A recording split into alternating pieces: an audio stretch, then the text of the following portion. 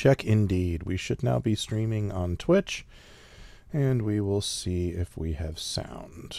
Yes, we do. Okay. And I'm not going to cast on Dementia Radio because Trav is casting, and recording in 3, 2, 1.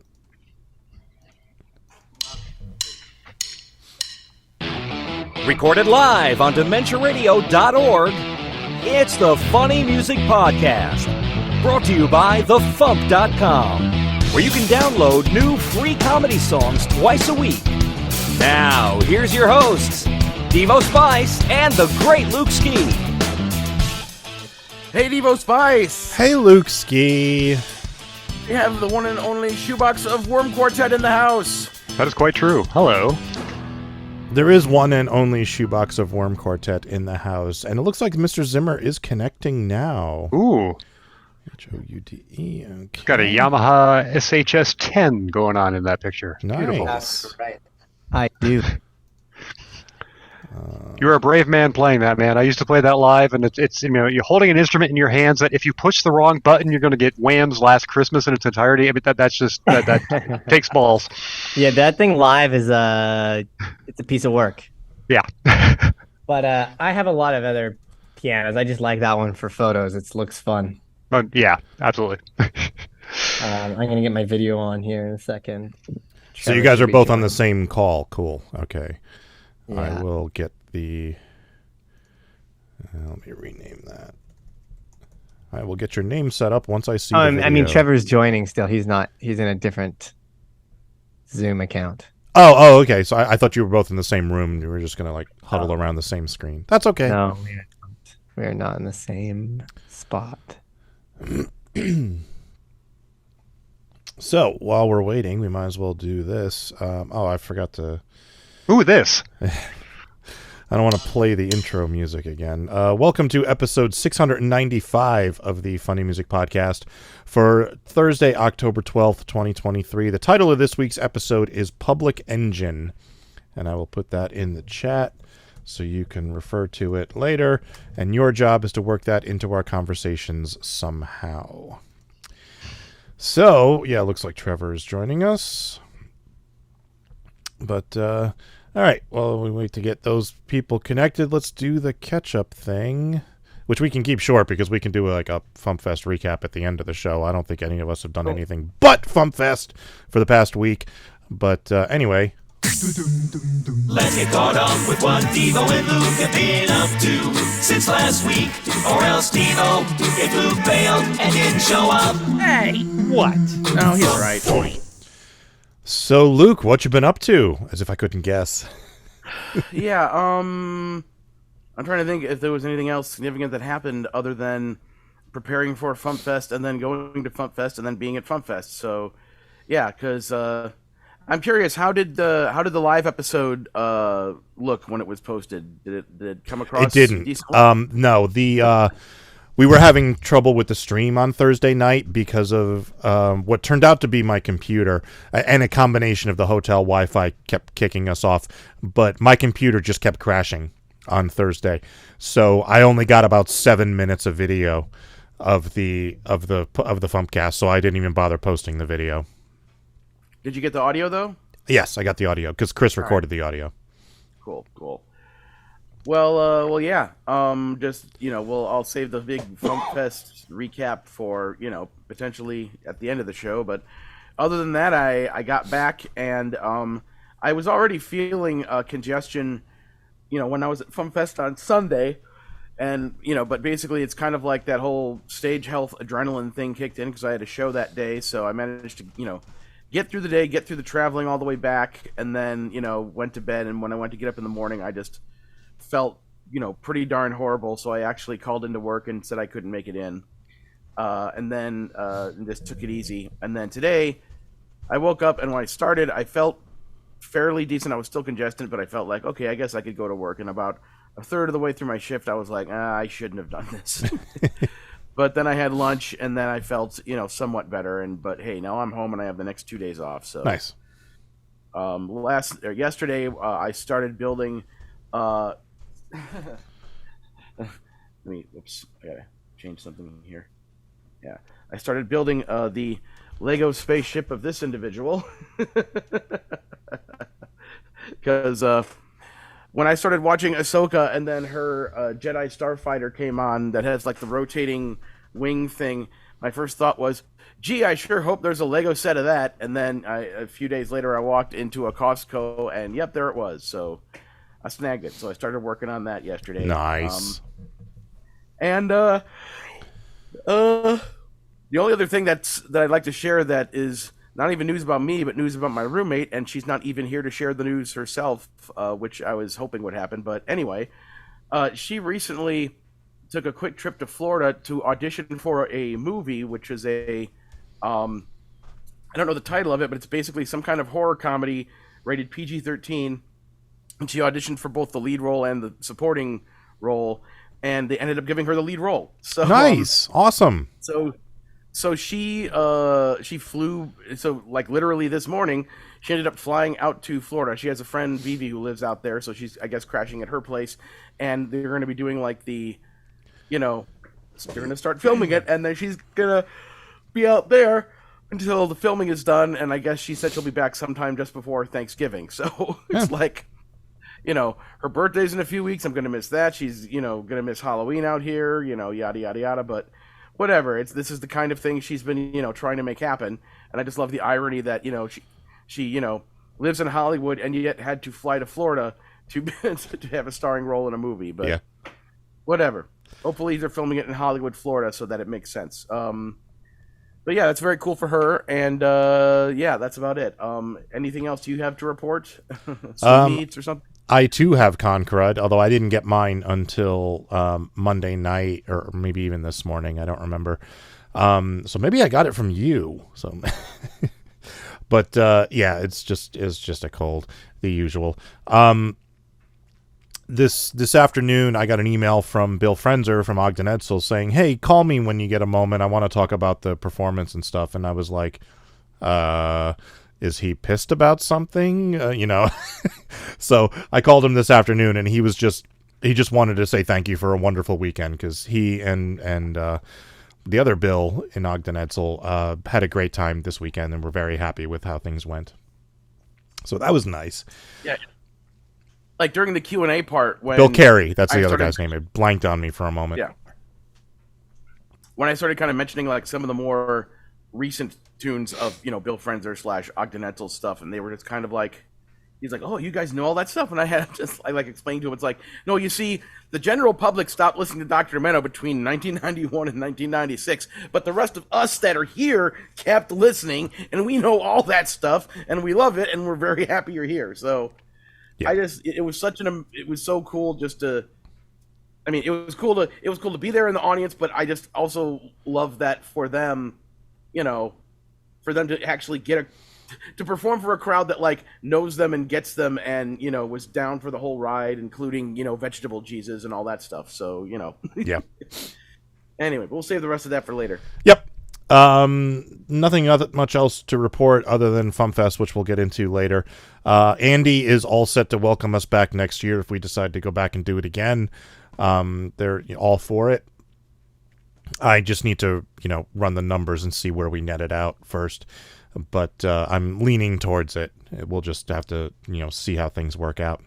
My bandwidth keeps dropping to damn near zero. So if we lose the stream, that's why. Shoebox, what have you been up to instead of going to FuMPFest, you asshole?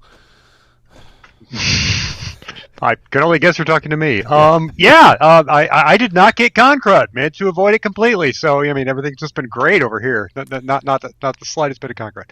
I'm breathing again, which is great. For those who don't know, I had COVID and thus had to cancel my FuMPFest appearance. Hence, I was not there. I've been just here in my basement mostly. Actually, first I was upstairs because I was not doing anything. COVID killed me for about 4 days. I was completely useless for about 4 days. Went back to work for part of a day, and then the next week I was working remotely but still masking, and it wasn't really safe for me to go to a convention. Plus, there was no way in hell I was going to be in any shape for singing. My voice was totally shot. My breathing was totally shot, and so unfortunately could not happen. such is life. But yeah, I really missed you guys. I mean, I don't see you people enough, and this is one of those times where I actually would have been able to do that, and that didn't happen, and that sucks. So, Yeah. But yeah, what else is going on? My new album's out, and the test pressings exist as of, I think, a couple days ago, and the CDs exist as of a couple days ago. So those are going to be going to people pretty soon. The T-shirts also exist, ponchos. So we're getting there. We got to get the real vinyl, and we got to get the cassettes, and then everything's going to go to people. So it's a coming. All righty. Cool. All right, and we are also joined by Mister Zimmer, Trevor Walls, and Harrison. How do you say your last name? Hood. Hood. That's me. Hood. So, welcome, guys. Thank I you like the for banana having us. head. Thank you. I said thank you like I'm the one wearing it. Tim, congratulations on Carpe Tedium. I listened to it. It was really good. Well, thank you. Thank you very much. I think I've listened to that album probably 100 times already. It's, Right? It's pretty addictive. it's so Some good. instant saves for sure. As Luke said at FuMPFest, oops, all bangers.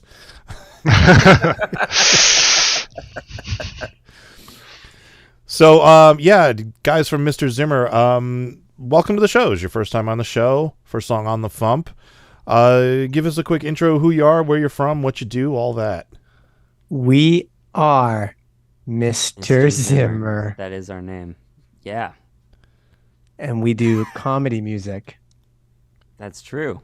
Hopefully a little funnier than just Harrison wearing a banana head to this interview, but not quite. It's about at that level. I feel like It's that like represents. if you like funny music sometimes, then you'll like it. Yeah. So not quite, maybe not quite FuMP level, because that's kind of the whole point of the show. We're like halfway there, maybe. So you're half FuMP. Half FuMP. Maybe we're putting ourselves down. I'd say it's full FuMP. Full I'd say FuMP, it's yeah. I mean, we're funny enough to book California World Tour, which we're doing right now. Mhm. We just got a lot. We got a lot going There's a lot on the plate. Got A lot Mr. on the Zimmer has a plate. lot on the plate, Nice. including a banana. That's good.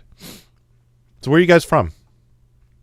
Sorry, yeah, we missed the key questions. We're from Los Angeles. I feel like I'm kind of faking it because you've already talked to me, but I'm from Los Angeles. I'm from Vancouver. Harrison's also from Vancouver. We're both Mr. in Zimmer LA. is from middle school. Yes. And If you're asking we're in about Los Mr. Angeles Zimmer, now. the person, We're in Los we're in Angeles. Los Angeles. Yeah, now. yeah. Yes. Okay. Well, greetings from Burbank. Yes. Burbank. I'm technically in Burbank. Well, I won't go into, maybe that's like internet 101 is you shouldn't go into detail about specific. I'm right by Warner Brothers, so. Oh, cool. I'm right Yeah. by Disney. Cool. Okay, cool. All I'm right, so I'm neither of those spots. Harrison's far away. give us a quick introduction to this song, and we'll give it a listen, and we'll talk to you. Cool. Oh, yeah. This is a song about Harrison's dad. I wrote it before knowing that Harrison's dad was an accountant, but it sort of in spirit is just definitely about Harrison's dad and all the other accountants out there. And I hope you enjoy it. I mean, All the right. story I heard, Trevor, was that you had a dream about my dad before meeting him, and that's how you wrote this song. But anyway, let's Yeah. just play the song. I think it speaks for itself. All right, here is Accountant by Mr. Zimmer. I wake up at 6:30, fill my belly up with oats, grease up my hair and practice all my charming anecdotes. I grab my calculator, my inhaler, and my coat. I'm an accountant, I'm an accountant, I'm an accountant. I love numbers. I'm an accountant, I'm an accountant, I'm an accountant. I drive a Hummer. I get to work at 7 and I smell like aftershave. I stare at the computer that I'll see until my grave. I bow to photos of old white men and walk the path they paved. I'm an accountant, I'm an accountant, I'm an accountant. Please adore me. I'm an accountant, I'm an accountant, I'm an accountant. Numbers make me horny. Some people people say we're boring. What? Sitting back as life goes past us, reading documents and faxes. But what do they know? Cause when April comes around, who's gonna do their taxes? Baby, we do all the taxes.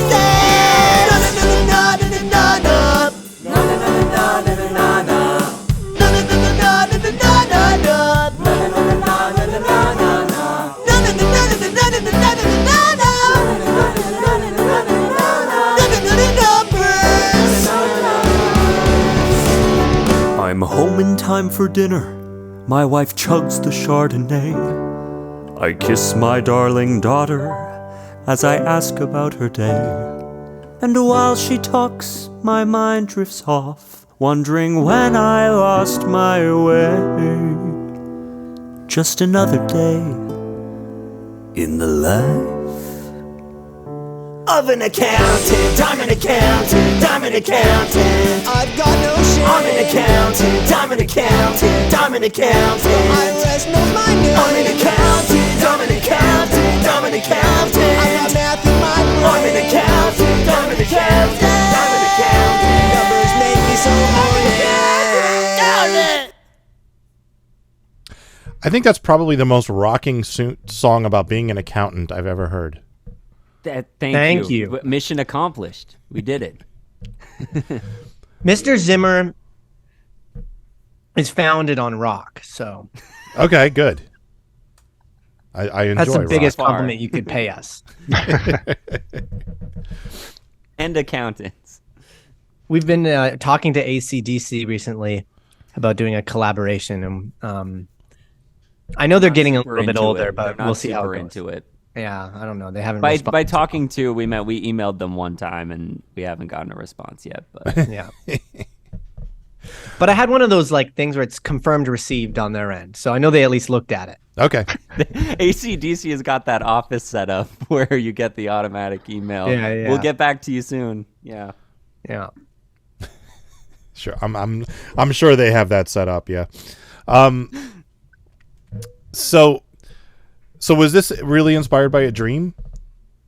No, Okay. sadly, well, that the would have been real fun. Story is, it would have been, I think, in a spiritual sense. It's more about his like his dreams and like aspirations, not like an actual. Yeah, maybe more about the accountants. I wrote this, so you've heard Frogs because I was on here with that not too long ago. Around that time, I was also working on this weird kind of accountant song that was similar, that started as a sea shanty, and it was the same time that me and Harrison started working on this duo together. And when I presented it to him, he was like, well, how, this is like not fun to perform at all. And I was like, I agree, and there's also not enough punchlines in this. So we started jamming on it, and then it's like basically we took the lyrics and asserted them into the pop punk era that we like, that Blink 182 sort of era, and then that's where a lot of the jokes came. Thank gosh they showed up eventually. So. Jokes are definitely a good thing to have in a comedy song. They're kind of important, you know. It gets you on the FuMP, I tell you does, that much. Yeah. Yep. If there's no jokes, it's just kind of, why are you singing It's about just that? music, and it's just music, and who likes that? Really, I mean, there's what's the too point? much of it. I haven't listened to music in maybe almost a decade. Yeah, almost a decade. Yeah. Shoebox, we need to get those T-shirts back in production. The ones that say the FuMP. It's like real music, only funny. Right. Yeah. That is Mr. Zimmer. Like, okay. Real music, but Kind of. funny. Yeah, we're stealing your slogan, except I don't know if I like boldly proclaiming that we're funny. Like maybe that's up to the audience. I think we're more rock stars than we are. I think we need to discuss it with Tim later on. Like I think Worm Quartet needs to sort of advise us on how to market. Is that what I do? It is now. It is now. Neat. Actually, maybe you guys have marketing. Welcome to the team. Maybe you guys have marketing We can advice. send out our office emails and tell people that we'll get back to them in a few days. Do not take marketing advice from me. I know nothing of marketing. I mean, okay. I know in theory marketing. I've taken lots of marketing classes and courses and online training seminars and stuff. In theory, I know it. In practice, nothing works when you apply it to comedy. Nothing works. So. Yeah. How many listeners we got live right now? I think we got 13 or so. We're doing 13, great. yeah, 13. Which is actually high for this show. We usually end up at around now it's 11. 7 or 8. Yeah, now it's 11. Shoebox called them out. They left. We're like, I'm not on the show. No. Oh God, he sees me. They don't want to be caught enjoying comedy music. They're Right. like, oh no, are our names on here? Oh no, I thought this was the Yeah, I took the pho part off. You see, it's what I did. That's good. That's good. Then I explained it. Every so often I get an email from somebody that like was supposed to go to thedump.com, which I don't know what that is, but and then like nobody they reply all and they don't fix the email address, so I get this entire chain of email that wasn't supposed to go to me. There's really a dump out there that has the domain thedump.com. Thedump.com. I don't know what it is. I'm gonna stop everyone from saying that. I don't know what that website is, and I don't recommend going to it. I feel like it's not gonna be good. It's Lux. Oh, too late. I'm there. Yeah, luxury factory outlet. Yeah. Wow. Shop the dump up to 75% off. Wow. 7 truckloads 75%, just got everyone. dumped. Maybe you'll find Mister Zimmer music on there soon. Yeah. Digital downloads on thedump.com and thefump.com. 75% off on the dump, but free on the FuMP. Yes, there you go. Exactly. So 100% That's what the off. That's what the F stands for in FuMP, right? For free, yeah. It's not funny. It's free, but it's both. It's a little Free of both. music project, just the worst. The worst music you've ever heard, but it's free. Everyone listening to this, the 13 people, Mr. Zimmer shows are in high demand, and the tickets are starting at $200, but they're sold out, so you can't even buy one. So, But if you go to thefump.com, maybe Free. you'll find them for free. they're giving away free tickets to our next show. That's the Eric Cartman method of marketing, right there. It's like, Yeah. we got the best show, and you can't come. We're hoping to be the Taylor Swifts of the FuMP. Is just like crash the website every time we have a show. I would love that. If you want to drive that much traffic to us that I have to upgrade the server, I would love that. You do your thing. You figure it out, and then you tell me what you did, and I'll apply it across the site, and we will. We want to give big bonuses to our crew, like Taylor Swift did as well. Good. Yeah, Okay, good. we pay well. Good. That's good to know. So why does the dump sell furniture? I mean, shouldn't they be the FuMP? Because pho is for furniture as well. I mean, I don't understand this at all. That's so true. No, I assume right away it's either something extremely explicit or it's a literal dump. It is neither. And it's neither. So, I wonder if they had to go with that because the FuMP was already taken. Maybe. I like to think the dump is our fault. I want to take credit for something. I want to have changed the world in some way. I'm sure we have. My brain is not working tonight. I want to ask you all about FuMPFest, but I know that you're doing that at the end of the show, so I'm holding off on my on hearing about it. Well, you're welcome to stick around while we go off, but we'll probably talk for a while because we do. I'm trying to get main stage. I'm trying to get main stage at FuMPFest next year. All right. From 0 to 100. Yeah. Do you guys perform live? Weird Al status. Yeah, We yeah. do. We're doing a California California World Tour right now. All right. Cool. Yeah. Well, I mean, I'll keep you in mind if you don't mind coming out to Ohio on your dime because I ain't flying you out. Harrison's slightly sarcastic sentence got us a spot at FuMP. That's amazing. I wasn't sarcastic. That's More the people thing. got to manifest like that. That's great. I just ask and you shall receive. Yeah. Right. And this is the time to Well, ask we have when I one on stage. haven't booked anybody for next year yet because the last year's event just happened. Yeah, So- I'm actually good. It's good timing. Yeah. I'm a smart businessman. I haven't even Even though updated the website or paid the artist for Table 27 yet or anything like that. I was supposed to be taking today to relax and recover and unpack and stuff, and instead I had a million things to do. The show must go on. The show must go on. It must, indeed. I hope you 11 people out there are appreciating that this is live right now. Yes, I'm sure they do. Well, one of them is me, so 10 people.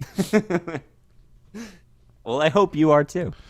So is there anything else we can say about the accountant song, or is that about it? Well, I mean, that's going on the CD packaging. Rated out of 10. Rated Rated out of 10. Rated out of 10? Yeah, rated out of 10. 8.37642. Wow. That's going on the CD. So that's like going on the back of 8.3 our stars, and then CD. Devo Spice quotes. What more can be said? Right. Yeah. Thank you. Wow. No, I really enjoy the. That's good marketing. Now that's good marketing. I really enjoy the hook on the chorus. It's a really catchy little rockin' jingle. I appreciate it. So, do you have anything you'd like to plug?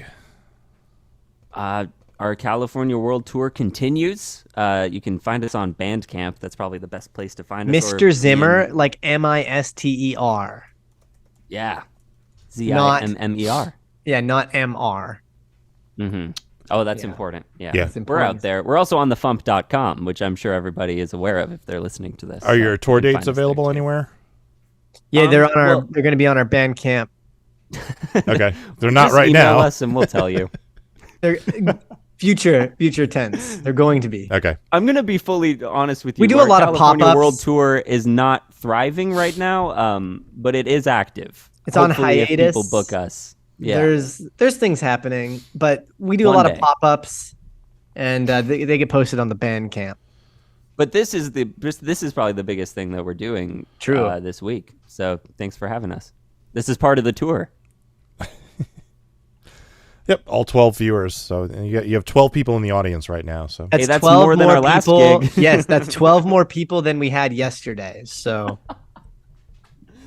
all right. it's really good. Thank you. Cool. Thank you for having us. I'm All right, excited so to hear the new Worm Quartet. Are you going to stick around for the FuMPFest talk? I will. Okay. Yeah, on the yeah. Twitch. Yeah. I lost my window.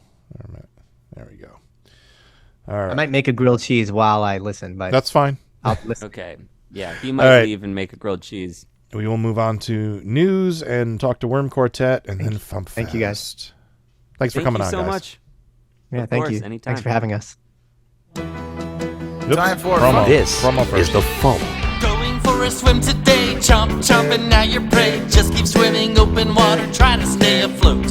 Last shark shirking plagiarism, dude, there's even exorcisms. Gotta bleed or gonna need to get a bigger boat.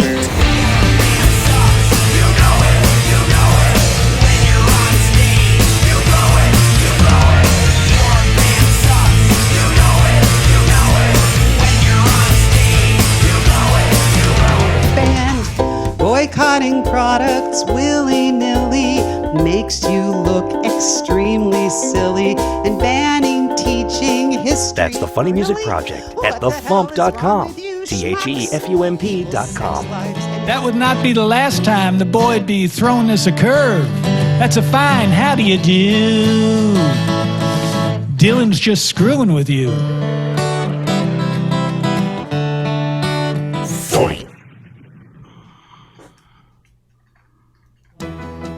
Time for funny music news.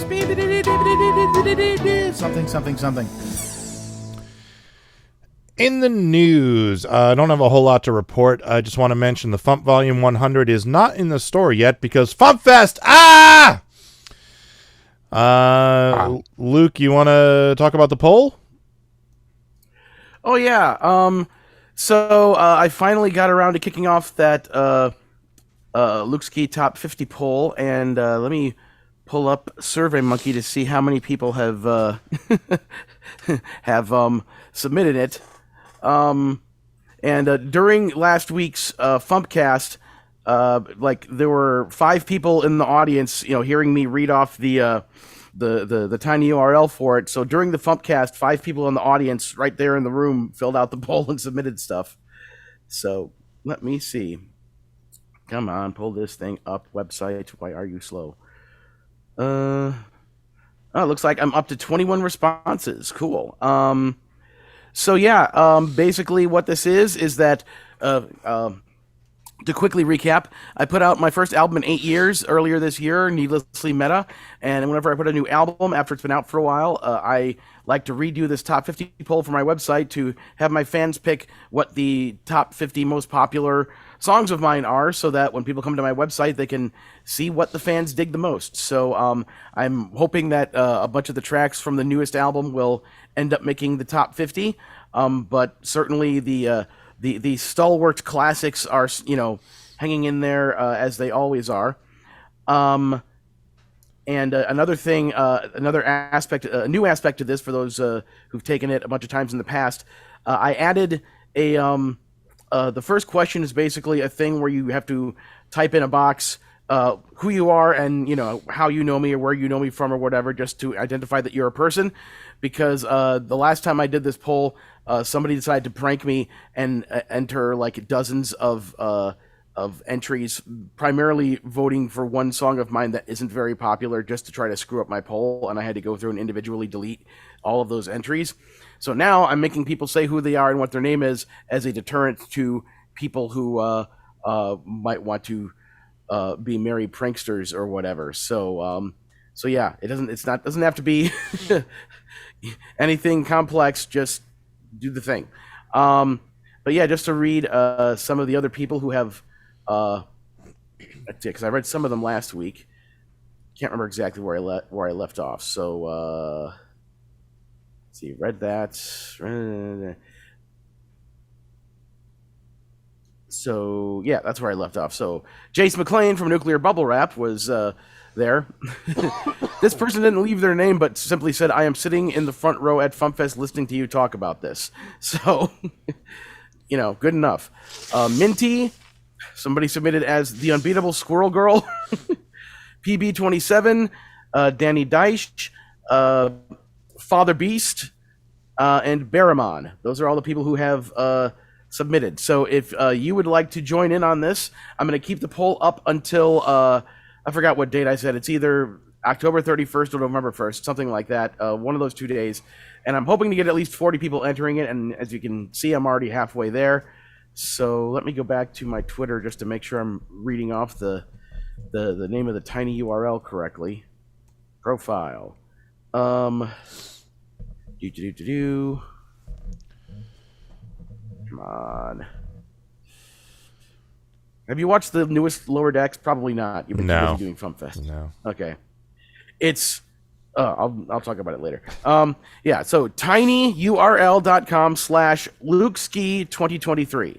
tinyurl.com/LukeSki2023. That will take you to the poll. So please go through, let me know what your favorite songs of mine are, and add to the tabulations, because I'm hoping to get at least 40. It'd be nice if I hit at least 50, but we'll see what's up. So thank you very much for that. And there's something else I can plug. Did you have anything else to mention? I got a little post FuMPFest news, but go ahead. Okay. This was announced last weekend at FuMPFest. I still haven't made up any official graphics to go with it and start really publicly pushing it, because I got to write a bio and got to do some other stuff, and FuMPFest. But it has been committed, and the contract has been signed, and all that nifty official stuff. The MarsCon 2024 comedy music guest of honor will be Andy Merrill, aka Brack. So yeah, from Space Ghost Coast to Coast, from Cartoon Planet, from the Brack Show, from all the other stuff he's done on his YouTube page and on Twitter, and he's done tons of other. He's done other cartoon voices. He worked at Cartoon Network back when it first started programming. He also does stand-up. He brings his ukulele on stage. He makes up songs, and it's great. So he's going to be our music guest of honor. He's going to be signing autographs and doing selfies, and he'll be charging money for those, because that's the way things happen at conventions.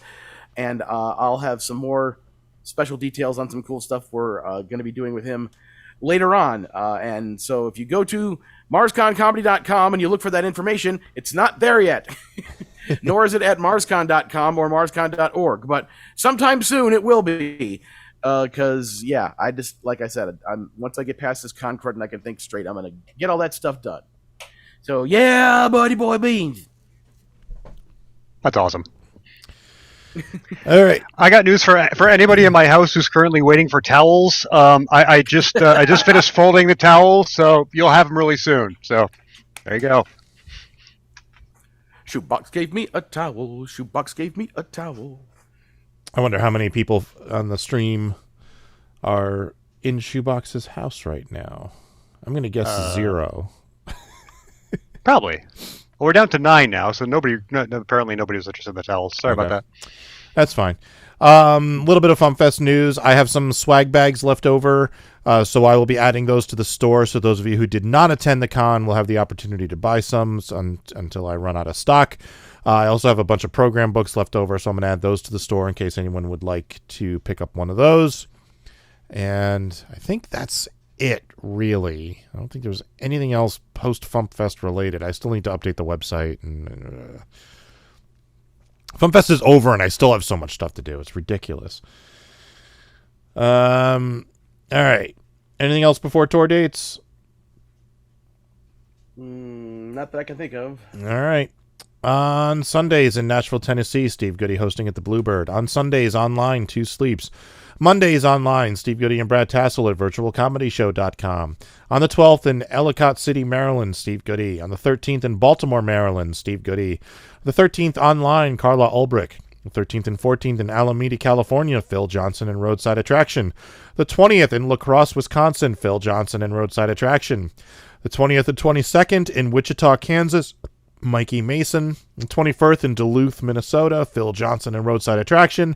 The 21st in Phoenixville, Pennsylvania, Carla Ulbrich. And on the 22nd in Madison, Wisconsin, Phil Johnson and Roadside Attraction. All right. Birthdays. The day the show goes live, the 12th, will be Jason McLean of Nuclear Bubble Wrap.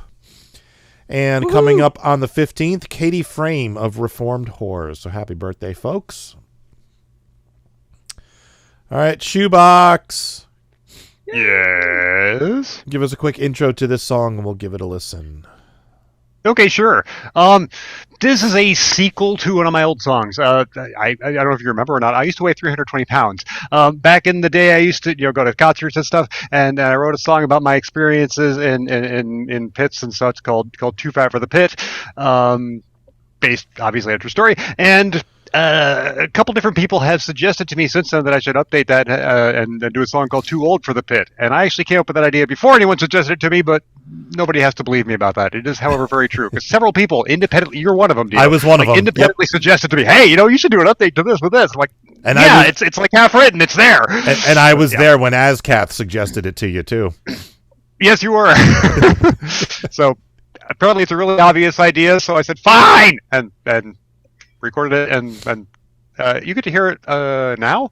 Now, here is Too Old for the Pit by Worm Quartet.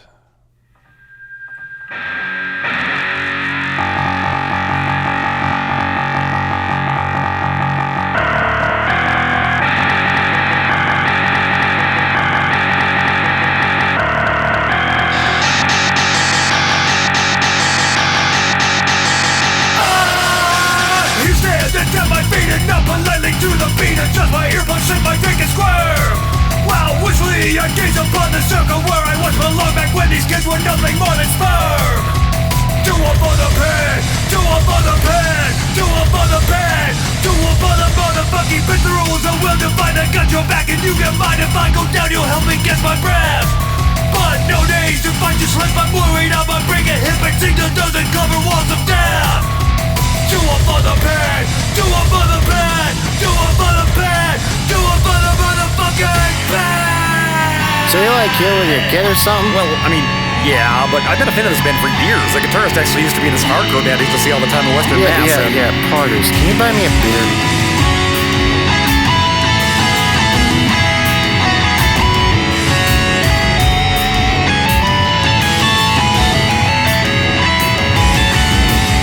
I'm 47. It fucking blows. Cause I still like new bands and going out to shows. The breakdown hits me. I prance around. I feel my back crack. I settle down. I used to mind this gang slam and come up bitches ran into who I am. But now I doesn't. I must admit. My step count doesn't even rise to my Fitbit. Rise to my Fitbit. Rise to my Fitbit. Down off on the bed.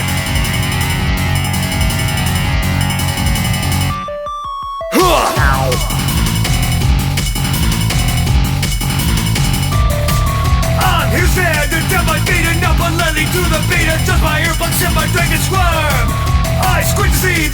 blazing reminisce about the days back when these kids were nothing more than motherfucking sperm. See you standing a responsibly safe distance from the pit, motherfuckers! I too stand a responsibly safe distance from the pit these days. So, did you use any of the music from the original arrangement, or did you completely redo the music? Yeah, no, I completely redid it. I mean, obviously it's the same basic progression and everything, but I started from scratch. The only thing I did from the original is, that very beginning part is the music from the original, which I did just for the sake of, proving that I at least, have some manner of improvement in the music I'm creating, since, that was 20 years ago, whatever the hell it was. When was that? 2001. So yeah, 22 years ago. Nice. But yeah, that's other than that, I completely redid it, and I had fun with that. It was, obviously going for somewhat more. The original was kind of an attempt to do old school hardcore on a computer, because I was desperately trying to figure out how to make music without a band now that I'd lost my band, and so that happened. This one is kind of going for more, I guess, of a metalcore thing, but again, very, very much synthy. So very synthy, that, yeah. And yes, and my son, of course, appears in that as the kid asking me to buy them beer, which I was going to ask if that although it wasn't my son. Yeah, I was going to ask if that was Steve or not. Because it's a great performance by whatever. Just can you buy me a beer? It's great. So yeah, I was happy with how he did that. But that was. Yeah, I mean, I do go to shows with him. That's something that I didn't see coming. It was not on my bingo card for my 40s, but yeah, he's my son has very good taste in metal, so we've actually been to a lot of shows together. Nice. Pretty much all I listens to is metal, but yeah. But he did not ask me to buy me beer. That's based on a true story. That was not him. That was somebody else. So this is from your new album, Carpe Tedium. It truly is, yes, which is available right now at all the streaming thingies, and as I said earlier, all the physical rewards for people who back the Kickstarter, and thank you all for that, by the way. Thank you so much. That's going to be shipping out quite soon, and the things are available. If you missed the Kickstarter, all the various things are available on my Bandcamp page. It's wormquartet.bandcamp.com. Not that you asked me to plug things yet. I just figured I'd segue right into it. No, it's fine. 32 tracks of epicness on this album. Of course, about half of them are, 10 seconds or less. Yeah. So what's the writing process for songs like Everything That's a Parallelogram? Like, what? These are just random thoughts that is like a that's a dumb idea. That's certainly not a song, at least not a song of any length. But hey, it's these are ideas that there's no reason to expand on them whatsoever. They're just little ideas I could throw out there in a quick song and make you do exactly that. Go, what?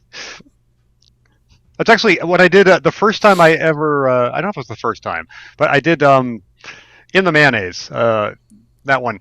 I did that at the Bug Jar once, and I got through the whole song. The song ended, and there was utter silence in the room, and then one lady in the back went, "What?" That was just. I died laughing at that point. I was like, "That's exactly the reaction I was hoping for from that song." That's fantastic. I'm curious as to why Pile of Stuff didn't make the album.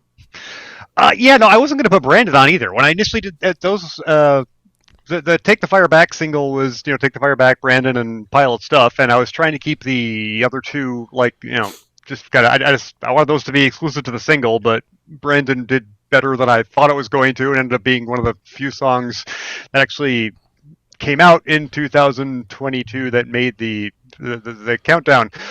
So it was the only FuMP song that made the countdown. Yeah. And the only FuMP song, and I think it was the only song that came out in 2022 that didn't involve Weird Al Yankovic or Daniel Radcliffe to make the top 5. So, that was. So I at that point I was like, okay, I got to put that on. But yeah, that's why I just wanted it to be something exclusive. And the other reason is because I already had I'm tired of not having sex with you, and I figured that's too much. That's too much sex in one block of short songs. You can never have too much sex in one block of short songs. I love from one of the old live recordings setting up what your parents think it sounds like, where you're trying to the sex section and the drug section, and the sex section isn't loud enough. You're like, we need some drugs to help the sex. And then someone in the background, which might have been me, yelled, "Don't we always?" But yeah, this album is just friggin' amazing. I'm psyched that it is finally here to hold in my touch palettes in my hands. Right. Is it coming? Yeah, you're going to have real live round things coming. So yeah, I'm psyched about it too. I mean, it is like, when did my last one come out? 2012 is when Songs of the Maniacs came out. So I mean, the Pac-Man EP of course came out in 2020, and I put the 2-song single out. But as far as full length albums, yeah, this is my first one since 2012, which is just stupid. So that is stupid. Yeah, it's like, don't do that again. And I got the vinyl when you did the Pac-Man EP, and now I got it on Carpe Tedium, and I've gotten vinyl for other Kickstarters. Now, if at some point I actually get a record play, I'll be getting somewhere. Yeah, me too. I have a very nice setup for vinyl. I got these old. As you can see, one of the JBLs back there that says these old JBL speakers from some point in the mid '70s, because my grandfather was something of an audiophile, and I inherited those from him. And then I got a stereo over there with a nice little JVC turntable going through it. Sounds fantastic for vinyl. So yeah. And I have to say, "She Fucked Me at Nick Tahoe's" is probably the most Rochester song ever written. Thank you. Yeah, that was the last song I wrote for the record. That just came. It's kind of a spiritual ripoff of "I Fucked Her at Tim Hortons" by the Riptides. I haven't heard that. Yeah, I highly recommend it. The Riptides are amazing. There's this Canadian pop punk band. They are fantastic in the general realm of Screeching Weasel and the Queers and stuff. They're just they are great.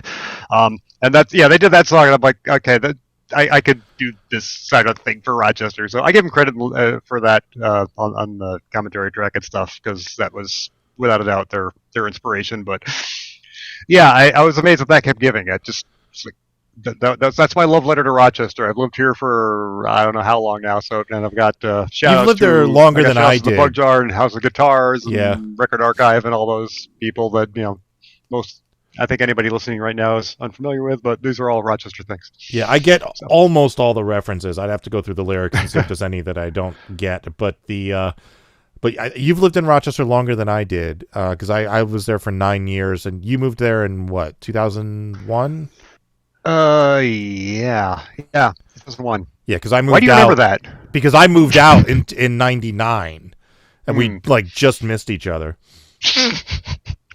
Which still pisses me off to this day, because just think about the damage we could have done if we lived. Like, your house is literally like a mile from where I used to live. Right. Well, yeah, I hosted friggin' here for a little while that was still in the air. That unfortunately died, and I was unable to resurrect it. Yeah. Yeah, I will go through the Nick Tahoe song later. But I don't want to give away the joke, but I absolutely loved the opening track of Carpe Tedium. Oh, thank you. Brilliantly written. And then I love the fact that the song that is on the title of the song on the album is More of the Same, and that song has gone through a bunch of different versions over time. Yes. to land at this version. So what was that all about? I mean, you already talk about. I know you talk about it on your commentary track and stuff, which is also excellent. But well, thank you. But yeah. I wrote that initially. I just had that kind of as an intro to do for my live shows. The original was far slower. I had a guitar solo, which was like a saxophone solo, and I put the guitar in my mouth for it. I was like, which I thought would be funnier than it was. It ended up just being stupid, and the song was just I gotta get this back on the stand now. It happened to be right there, and I didn't plan for that. I just when I did it, it's like I could. Anytime I'm doing a song and I can feel the time go by and I can feel that people are just staring at me, it's like, okay, this isn't working at all. Very obviously not working at all. So I kind of went back to the drawing board on it, sped it up, and gave it some more, if you will. And I'm far happier with it now. And I've still those first 2 tracks are largely what I've been opening my live shows with for a while. So it makes sense that it would open the record as well, because that's mostly what my live show is now. Is the stuff from Carpe Diem, or at least a good chunk of it.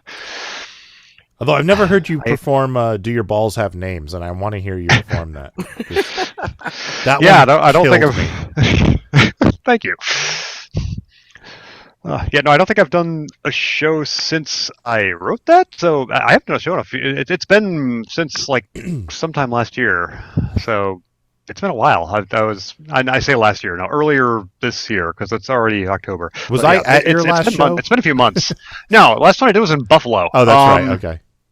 And that was several months ago, which is ridiculous. But yeah, once I actually have things in hand for the new record and everything, I want to do a record release show, probably somewhere in Rochester, and do the whole 9 with that, and then start booking some more stuff. But I really wanted to kind of hunker down and finish this record And yeah, there it is, finally in existence. My God.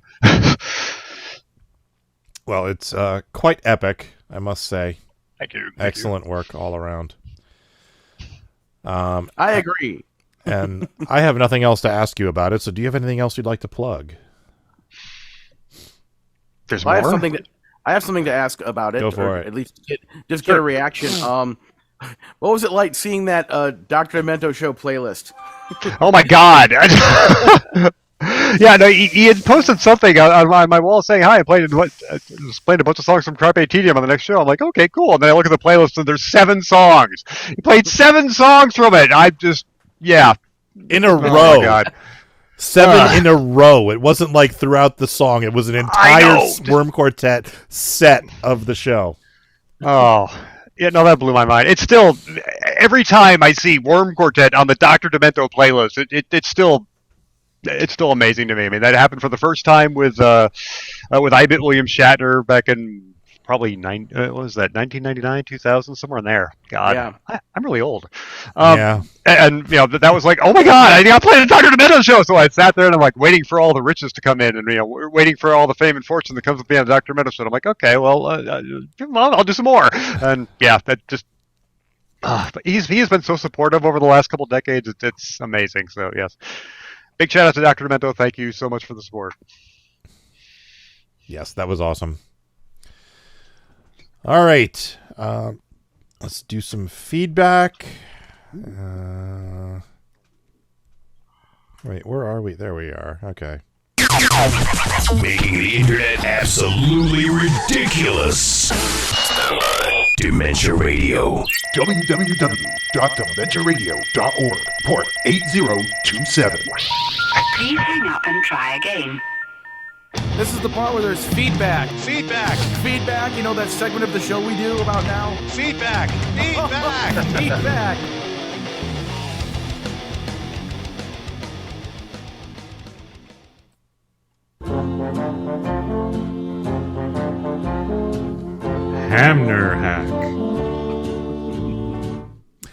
Hamner Hack wrote, "Hello, all you Fumpers. I hope you had a great Thanksgiving." What was that? You didn't have Thanksgiving? You say it's not until November? How gauche.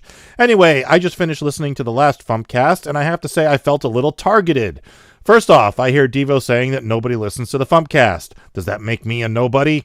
Then I hear him say how nobody plays comedy music on the radio, as I am in programming in TV's Kyle, Robert Lund, and Devo Spice on my radio show, and now Saturdays at 10 Eastern at cklu.ca.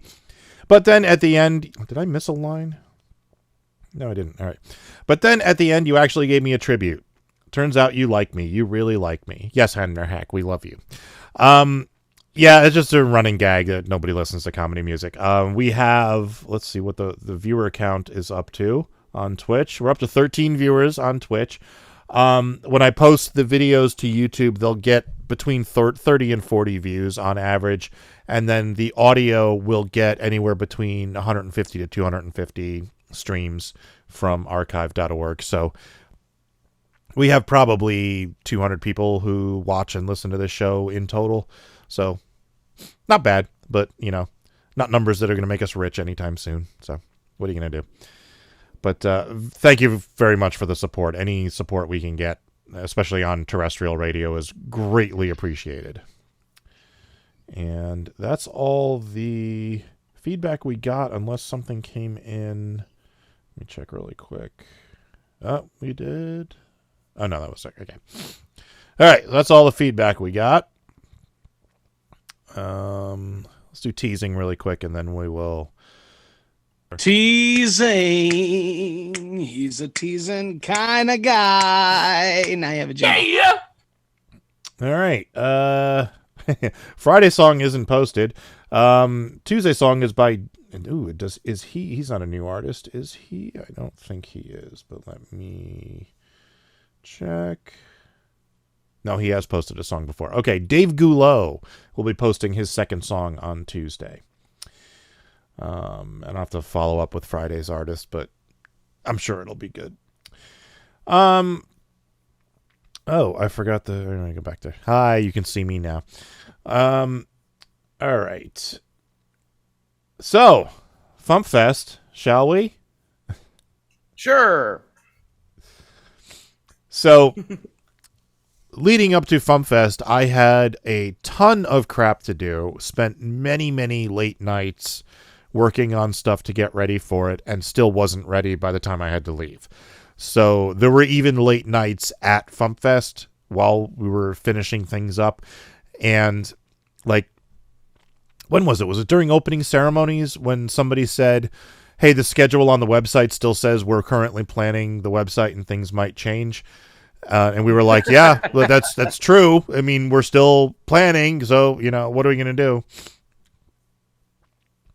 But yeah, so this was the first time. So we teamed up with Con on the Cob, which is a 4-day convention. They start on Thursday. And they're fairly early, actually. The dealer room opens at 2, and then opening ceremonies is at 4. And we finished setting up the main stage and everything at about 3:40. So we had a good 20 minutes left before opening ceremony started.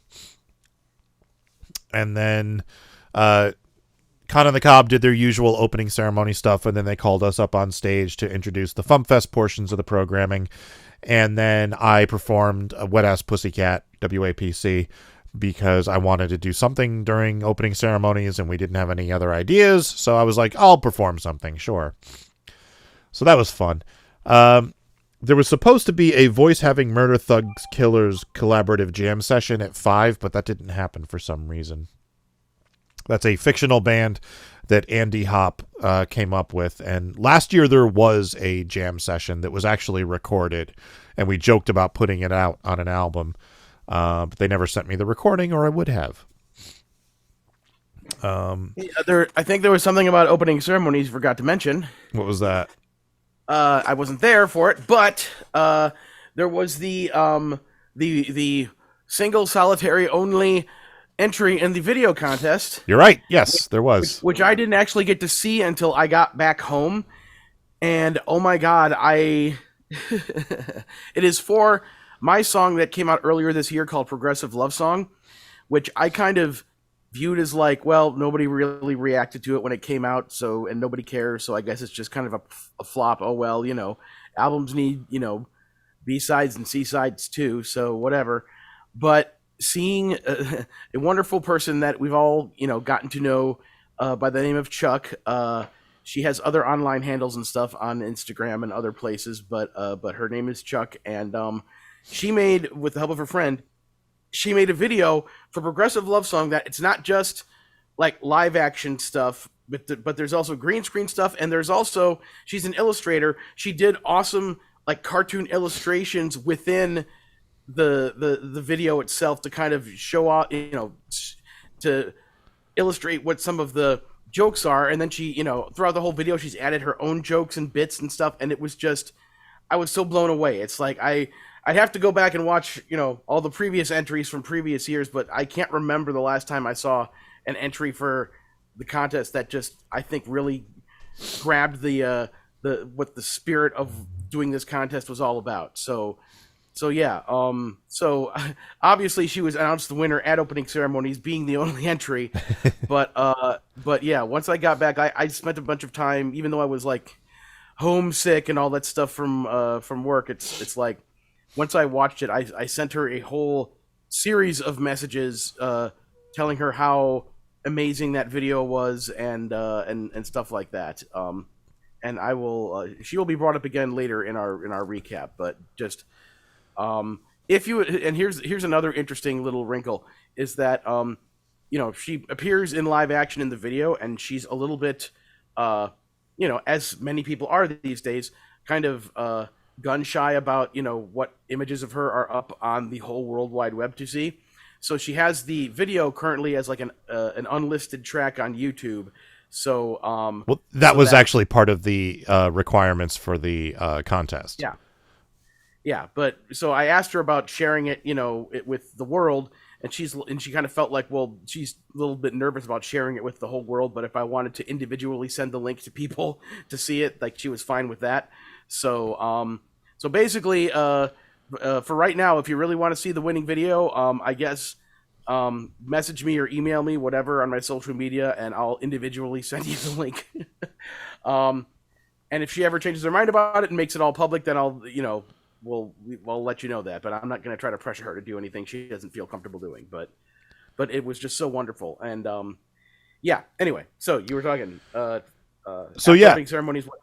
Yeah, so opening ceremonies, and then there was nothing until 9 when you and I did the FuMPCast live, which worked, but the stream, as we mentioned earlier, my computer just kept crashing, and afterwards, on Thursday night, I looked at my computer and I realized that because that's an old computer I haven't used in a while, and because I connected it to the internet, it started pulling down all my online backups from the past 8 months that it was trying to back up, and it filled up the hard drive. And I was like, okay, that explains it, because modern computers don't operate well unless they have lots of hard drive space because they're constantly moving files around.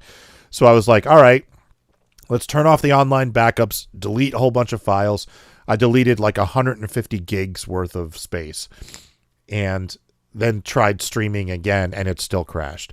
So we gave up on that computer, and I just put it back in my room, and then I used this computer for streaming, which screwed up plans for how we were going to run other things, because I was planning to use this machine to run some of the things throughout the weekend. So we had to use this computer for streaming, and then I had to use my work computer for the stuff that was happening on stage that I needed to run. But the FuMPCast itself went pretty well, and you did a live performance of your song. Yep, of the Ghost and Molly McGee, and we even had my video going along with it, which was cool for those people in the room who could see it. Yeah, I tried, when we set up this stream, there was really only one good place for the stream camera, and that was halfway back in the audience, up against the wall, right where this room it gets divided in half by one of those foldy accordion door things. So that was over to one side, so I put the camera right in front of that so that it was out of the way and nobody would trip over it. Unfortunately, that meant half the screen was obscured by the speaker. So you could only see part of what was happening on the screen. I'm going to try to see if we can get a better place for the stream, for the camera for next year. But I'm not really sure what our options are going to be. But anyway, that's pretty much all there was for Thursday. And then on Friday, we started at 1:00 with live podcasts. So we did an episode of Manic Mondays, which you can listen to now. It's up in the stream. And I had Brett Glass come up and perform a song. Usually when I do Manic Mondays, I like to bring up somebody who's not booked to perform, but there anyway. And Brett was doing the FuMP Showcase, but it's fine. So I had him come up. I actually initially offered the spot to Austin, who was going to be there. but he had to cancel as well because he's also got COVID. So so we did performance by Brett, then I did News of the Stupid, and then I called Kyle and Luke up on stage to do a segment of Kyle and Luke talk about tunes, and then that was basically the rest of the show. Yeah, and there's something about hotel beds that just suck me in. So, I mean, Ian and I didn't stay up too super late the previous night, but at some point I went to sleep, and I didn't bother to set an alarm just because I figured, well, you know, I'm not going to sleep all the way until, you know, whenever that was, you know. But then all of a sudden I hear Ian like, Luke, get up, you have to go do the podcast on stage. And I'm like, so, which is not too far off from most episodes of talking about tunes, because my bed is right there and Kyle lives right there. So a lot of episodes are just kind of like, you know, I set my alarm 5 minutes before Kyle's going to be here, and then I get up and I wake myself up and we do the podcast. So, but Kyle brought my mom up to ask her a couple of questions, you know, right as I was about to walk in the room. So that was cute. But yeah, then we just kind of were winging it and taking questions from the audience and talking about whatever, and it went well. So we're going to record the rest of the episode sometime this week and get it out this Sunday, so everyone will be able to hear the full version then. Cool. And then we did Movie Time, which I scheduled just as an excuse to show my short horror film, Room 259, and we also screened the video that's the bonus video for the FuMP Volume 100, which is a thing that we put together, which I'm really happy with. I think that came out really funny, and the audience seemed to enjoy it. And then I showed a rough cut of one scene from my upcoming Talk to Me parody, Talk to the Hand. And the scene I chose to do was the scene where we summon the ghost of Gilbert Gottfried, because Luke did the recording for me for the voice, and then I had the actress Shay lip sync to it. So I wanted to show that scene because I wanted to show Luke how it came out, and I knew the audience would know immediately what was happening and would enjoy it. So I think people dug it. It seemed to go over pretty well. It was a kind of a rough cut. The audio is messed up, but it works. Yeah, it was great. I'm really happy with the way it came out too. Yeah, I'm psyched to see the finished version. She had the face down when I told her, like, I told her how to make the face, and she did it. I'm like, yes, that's perfect, just like that. So she's got the face down perfect. And then there was a break, and then Friday evening the concert started. That concert's actually started at 5 with 2D6, who were not officially FuMPFest guests. They were Con on the Cob guests. There was some confusion when we were booking the con, because I was under the impression that the guy who books the Nerdcore acts was going to continue booking the Nerdcore acts. And I thought I had been told, like, repeatedly that this was going to happen. And actually, I thought that, like, several acts had already been booked by the time we decided to you know, ram FuMPFest into Con on the Cob. And so I figured that, you know, that's why I didn't take, like, all the stage time. I was like, well, Andy's going to need time for 2D6, and I forgot who else I was thinking. Huge I thought was going to be there. Mark Cooper I thought was going to be there. And there were a couple other acts that I thought they were going to book. So apparently that didn't happen. So 2D6 were going to be there anyway. They perform at a party on Saturday night every year, and so they asked Andy for some main stage time, and they scheduled him for 5 p.m. right before the FuMPFest block. So that's where that came from. And then we did Insane Ian at 6, which was the official kickoff of the FuMP concert string, and it was Ian doing Ian stuff. It was great.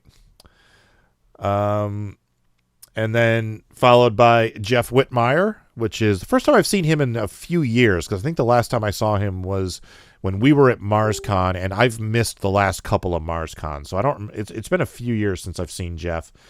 Just to backtrack for a second, I wanted to mention that Ian began his show with Kyle coming out dressed as Ian and then doing a cover of an Ian song, and then he brings Ian up dressed as Kyle, who did a cover of a Kyle song, and they went back and forth with that for a bit, and then they performed the song "Kyle, Are You Ian?" And I thought that was very clever. Yes, I forgot about that actually. That was neat. Also, since Ian was the first of us to get an official sanctioned concert time, Ian reached out to Kyle and I about would we be willing to do the song "A Cat Named Flo" during Ian's concert, to which we said yes. And then eventually both myself and Kyle ended up having concerts, and at some point later on, Kyle asked Ian, "Hey, could we do would you be willing to do "A Cat Named Flo" during the TV's Kyle concert?" And Ian was like, "I already asked you to do it during my concert." So that was some wacky shenanigans. Wacky shenanigans. Okay, so back to your narrative. Yeah, and then Jeff Whitmire at 7, which was great. For those of you, I don't remember if we talked about this. I think we talked about it on the FuMPCast last week. Jeff and Two Sleeps have a song at the end of VHS 85, which is now available on Shudder. So, and I will watch that as soon as I possibly can. So that's kind of awesome. So congratulations to Jeff and Mike. And then at 8, we did Dumb Parody Ideas. Hooray! Which, it wasn't the winning entry, but I think my favorite was Bonnie's entry, just because she did a song about your poll about the squirrel, and she performed it while holding a live squirrel on stage. Because yeah, that was very cool. Right outside the main entertainment room was like an animal rescue place that was trying to raise money, and they had some live animals there that you could pet, including a squirrel of some kind. It wasn't like a big gray squirrel. It was some other type of smaller squirrel, and a skunk. And Bonnie spent several hours like relaxed in a chair petting a skunk on Saturday. But yeah, so she brought the squirrel up on stage with her to sing a song about I Kissed a Squirrel. And the funny thing is, because, Bonnie is not familiar with that era of my career, her assumption was that my parody I Kissed a Squirrel is of Katy Perry's I Kissed a Girl and I Liked It, when in fact it is a parody of Jill Sobule's I Kissed a Girl, which is a far different song. Yes. But I didn't think it was worth correcting her. So yeah, I let her do her own thing, and it was cool. Yeah. And she also did a brief parody called "Where's Xander?" Yes, that was great. Yeah. She recorded herself. She recorded herself like just doing a little voice memo thing of singing it so that Xander could hear what it was. So Xander at his place out here in North Hollywood, he then immediately recorded his harmony vocals over it and sent it back to her. Yeah. Which was great. But yeah, there was another thing that happened at the very beginning of Dumb Parody Ideas that I don't think we should talk about just yet, because I want to put up the video so everyone can see what that was in its full unedited glory, and then we can talk about it like next week or something. But okay. Yeah. So okay, now it took me a second to remember, but now I know what you're talking about. Okay, yeah. That's fine. But I believe was the winner of the contest, Quinn, Dr. Quinn, yes, was the winner this year. Yeah. With it was a parody of the theme to Fresh Prince of Bel-Air about like Luke Skywalker or something like to that effect, like or George Lucas or something like that. Something like that, yeah. Yeah, I have to go back and listen as my brain is shot and memory sucks. And then at 9 p.m. we had the TV's Kyle concert instead of. Oh. Hello. Hi. I lost power. It's back. Well, I hope you didn't lose, the whole episode we just recorded. No, it's recorded. I mean, I'm gonna have to edit the two streams together, but that's fine. Okay, so I'll deck back out so you can keep talking about FuMPFest. it's all right. You can stay. I don't care. All right. So I don't know what happened, but like my phone has absolutely no service. It literally says no service. Oh, okay. So I couldn't even text you to tell you that I lost power. So all right. I tried texting and calling, and you didn't respond to either. Yep. So, all right. So we were at TV's Kyle, the fill-in for Worm Quartet because Worm Quartet had COVID and couldn't make it. But Kyle did a great set as he always does. I was running the music for him, being the trigger man. Cleaner than knuckleheads. Yes. Yeah, and the one song I made sure to rehearse repeatedly over and over before this weekend, same as MarsCon, was me singing the harmony parts on Kyle's song I have never seen a turtle get down, because I hate it when I screw up harmony parts. So the day before I flew out here, I just had that. I have a special track of Kyle singing the harmony part by itself, isolated. And I just listened to that on repeat over and over so I could just keep practicing it. So it just became second nature to me to be like, these are the notes I sing. And I'm not going to change these notes even if Kyle is singing different notes, because that's how harmony works. Right, yeah. So, but yeah, he did a ton of awesome stuff. Was this his first Con on the Cob? I can't remember. I'm pretty sure, yeah. Oh, these lights are not on. I'm dark. There we go. So yeah, and then we were supposed to have the FuMP game show after that, but I wasn't ready. I was still programming it. So we had to postpone that until Sunday. And then at 11, they had the Con on the Cob's karaoke, which they call Karaoke on the Cob, which I did not stick around for because I went back to my room and kept programming the game show. And I was attempting to order pizza. Yeah, yes.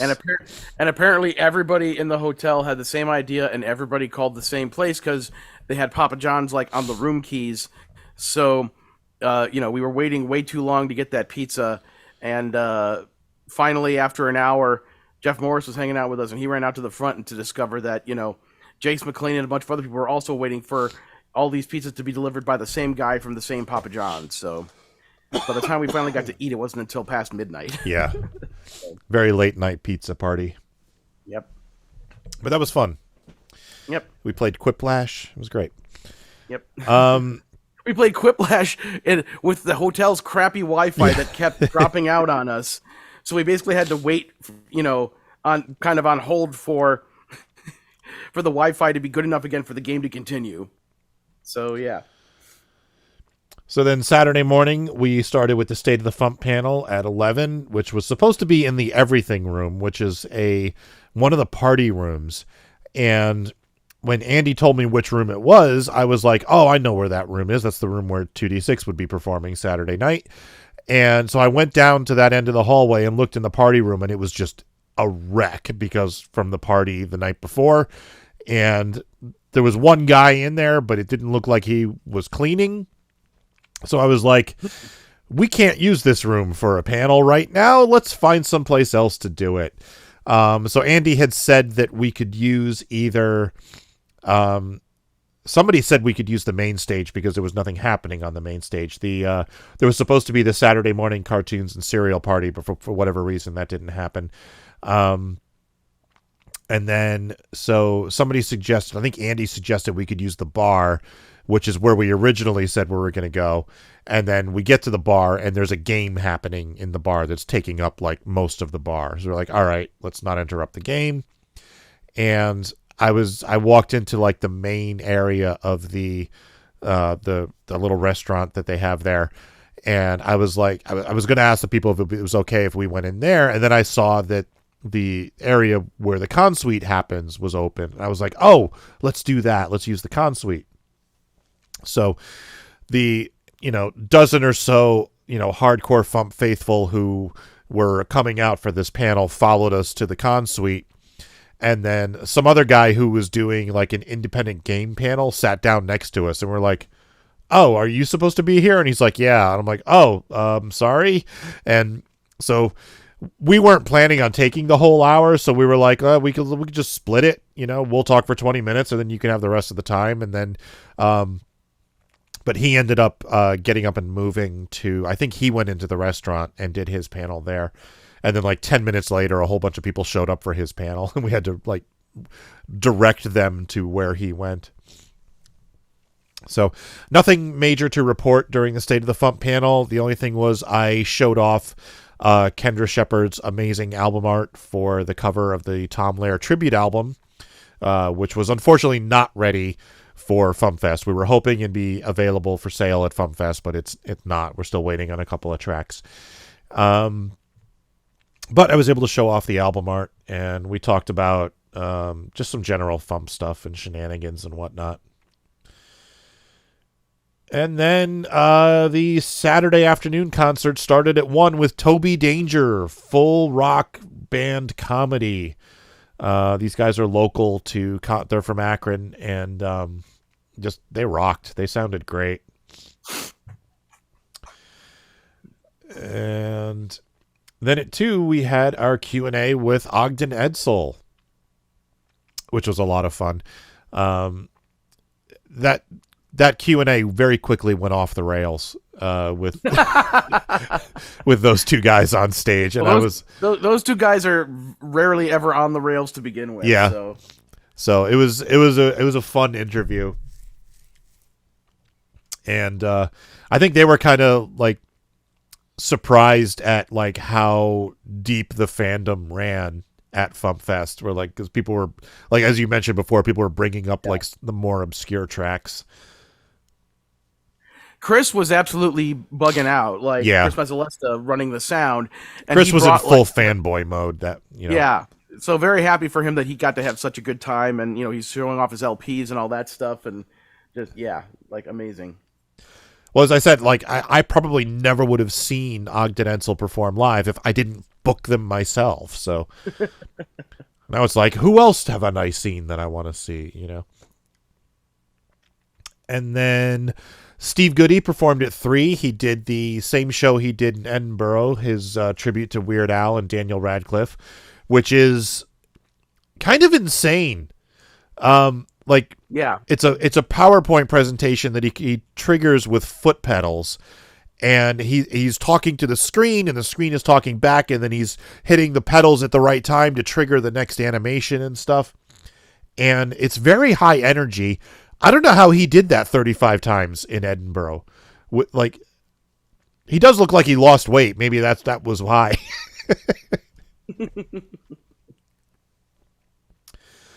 And then we did the Logan Awards, the 13th annual Logan Awards, which were a lot of fun. What song did Kyle perform at the beginning? Oh man, I totally am spacing on that. But Kyle did a cover of a Logan Whitehair song. It's not one of the ones from the Logan medley we did. It was dang it, I can't remember. But anyway, Logans were fun. Oh, I was going to pull up the Logan winners during the news, and I forgot to. So let me. And Ian has not updated the website yet. So where did he post the winners? Was it on Facebook?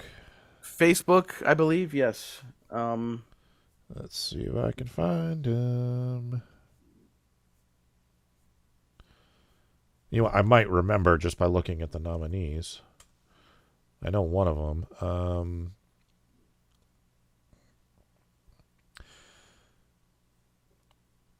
So Outstanding Original Comedy Song went to Brandon by Worm Quartet, which was great, and unfortunately he couldn't be there. For Outstanding Parody Song, Daniel Thrasher won for How Lin-Manuel Miranda Orders a Pizza. And comedy music video. That went to Tom Cardy, right, for Red Flags? Yes, I believe so. Yeah, I love that song. Yeah, because he had him do the video. Yeah, he had the video acceptance speech. Okay. So yeah, congratulations to all the Logan Award winners. It was a great time. Then Con and the Cobb had their costume contest, which I unfortunately didn't get to see other than walking past all the entrants in the hallway because I was busy doing something. I don't remember what I was doing. And then 8 o'clock, the lovely and talented Bonnie Gordon took the stage. Amazing. I helped her come up. I helped her come up with her set list. She was kind enough to perform her cover of "Being Green" because I told her my mom would really like it. Oh, cool. But yeah, one of the best parts of her show was, as we mentioned before, she did this song, referencing my "I Kissed a Squirrel" song, and she actually had a live squirrel up on stage with her. So she has the song about having ADHD.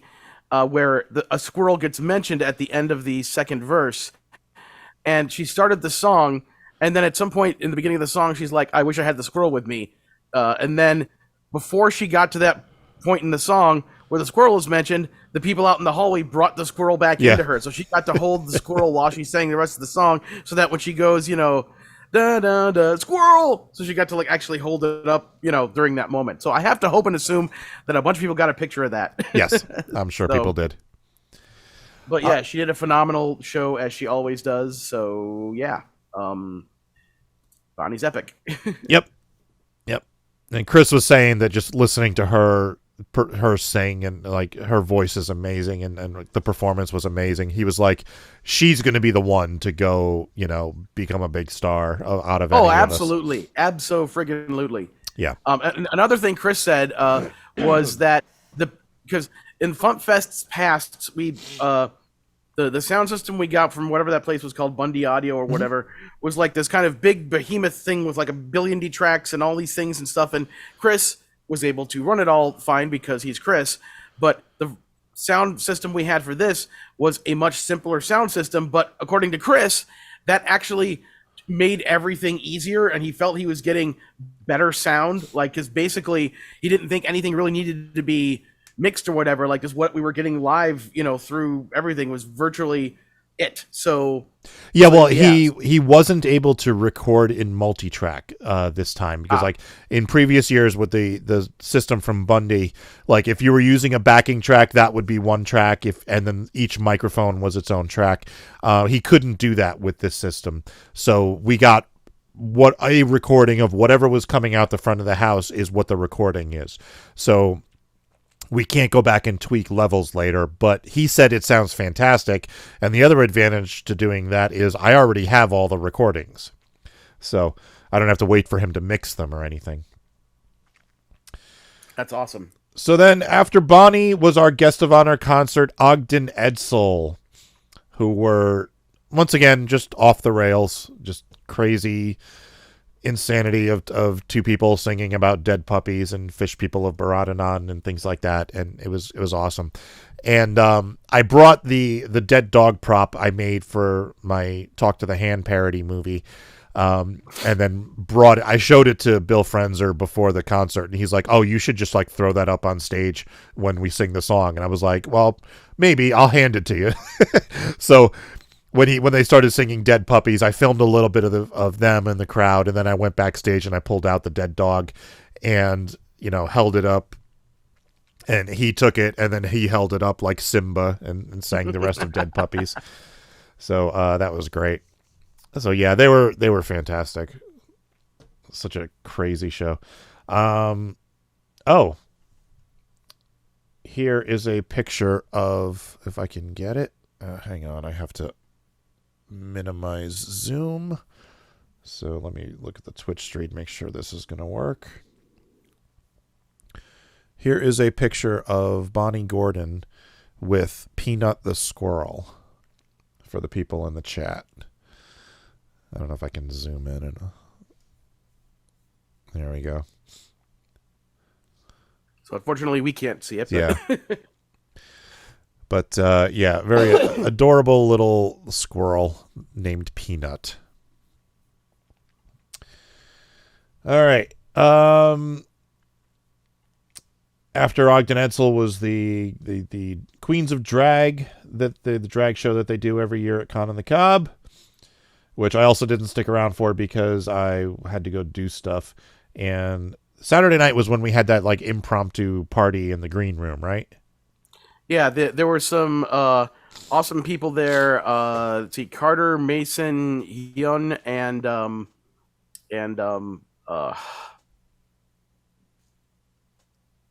Quinn? No. Maybe? Say that again? Maybe? God, I'm so mad at myself for completely forgetting the all four of their names. Or I'm getting somebody wrong, I'm pretty sure. I'm sorry. But they came out because they want to they wanted to make a documentary about comedy music and specifically about the FuMP, and I didn't even find out until we got there that their whole introduction to the FuMP was from Mason having ordered my 2 CD set, Greatest Hits Volume 2, on Bandcamp. And they got it, and they listened to it, and they were, like, blown away by, like, whoa, this is... They'd never heard anything like that kind of stuff before. And then they saw, you know, on the album and stuff, mentioning the FuMP.com, so they went to the FuMP.com, and they just like, oh my god, there's dozens of acts here that do this type of music. So they made this plan to come out and film a bunch of stuff, and they're gonna, you know, as a kind of a student film, they're gonna put together, you know, some kind of little documentary about all of us. So I recorded an interview with them on Saturday morning, and they were around all weekend filming everything, and they were super nice and super enthusiastic, and they wanted to kind of have a little bit of a mixer with us. So we had a little green room off the main lobby, so that kind of became our mixer space. So I know there were other parties happening at the time. The room party that 2D6 always performs at was happening at the same time. I ran down there just to peek my head in and say hey, because Bonnie was performing some hip hop lyrics during their set, and when they have people freestyle, and you know, Carrie and some others were down there too. So yeah, that was the beginning of Saturday night stuff, and then there's a game that takes way too long to explain called Boob Tree. It's like telephone, except you're drawing pictures and writing sentences and stuff on these cards, and it's a fun thing that we do at MarsCon and at FuMPFest whenever we have the time. And we were trying to get a game started, but once we found a place to do it, we found out that there were basically entirely too many people who wanted to do it. So instead of doing one big round with 14 people, we ended up breaking into 2 rounds of like 7 and 9 or whatever, however the numbers were. But you know, so unfortunately I didn't get to see any of the cards from the other side group because Devo and I were in one group. I thought they were gonna like stand Yeah. up and announce it and go around, but they just kind of finished and left. Yeah, I thought the whole point of us doing this was that we would all get done at about the same time, and then all of us would go around, so all 14 or whatever of the people would get to see everybody's things. And then they just started their things and then left. And it's like, oh, great, I'm so glad I made a freaking effort to make this happen. So I can only, you know, witness half of the things and not see the cards, you know, that my mom drew, who, you know. But I don't remember what it started as, but man angry at own boner absolutely destroyed me. Just completely destroyed me. So yeah. So yeah, that was the end of Saturday night basically. Yeah. So I gotta pull up the okay. So Sunday we started at noon with the game show What the FuMP, which I actually finished up. So I have a couple of other tweaks and features and things to add to it, but for the most part I'm happy with it and it works.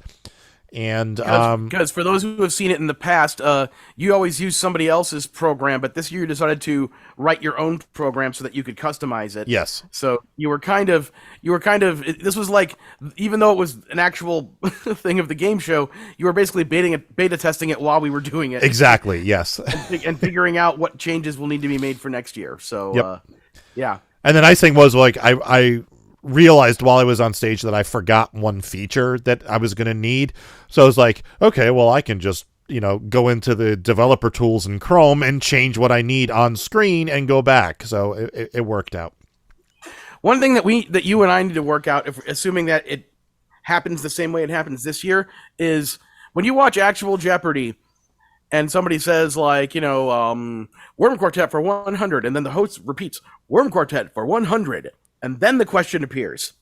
So the reason why I kept going was because as soon as somebody said the thing, you hit the button so the question would appear. And so I had to like say, and then try to read the question before, Jeff Moore starts squeaking and stuff like that. So it's like, so basically you and I need to work on the timing. So it's like when somebody says the thing, I repeat the thing and then you hit the button. Gotcha. Okay. And it's not me like yelling at you. These are the things we figure out as we figure out how we're doing the thing. Yeah. So it was a thorough clusterfump of a game show, but we did have 6 contestants, and the winner was a person going by the handle of Shy Chipmunk. So yeah, congratulations to Shy Chipmunk, who ended up. We didn't actually plan out what the prize was besides bragging rights. So spontaneously, both TV's Kyle and Power Salad said that they would give them any of their albums at Table 27 that they didn't already own. So they had a prize. So the game, it actually worked out pretty well. The game show was a lot of fun. And Shy Chipmunk beat out both Jeff Morris and Mr. Arthur. So like heavy hitters were taken down this year. Indeed. All right. And then at 1:00 we did the FuMP Showcase, which was 4 acts who were not otherwise performing for the weekend. So we had Brett Glass, Soggy Potato Chips, Carrie Dalby, and Holy Bong Water. So good stuff all around from all 4 of them. And the thing that I found amusing was that, Carrie, I often advise Carrie. She'll ask me, what songs do you think I should do? And I'll, give her my opinions. And she kept talking about wanting to do a cover song. And I was just thinking like, well, what has she covered, at MarsCon, like, from Spamalot, the song that goes like this, or, whatever else. And then she ended up deciding to do a cover of a song by Meow Meme.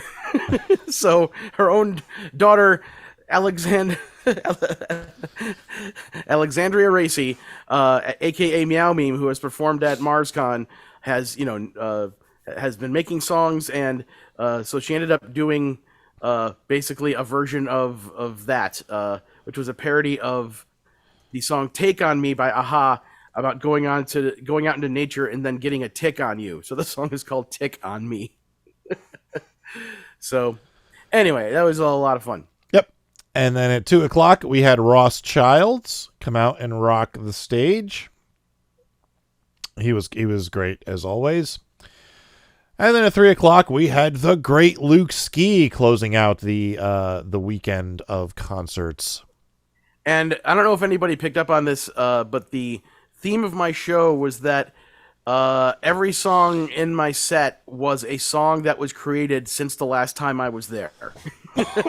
So if anybody, because it's been 10 years since I've been there, so, I looked at the FuMP to see, like, okay, there's a couple tracks from 4th Grade Talent Show that were made after October of 2013, which included Fake Adult and Scoob, which Carrie was nice enough to get up and perform with me.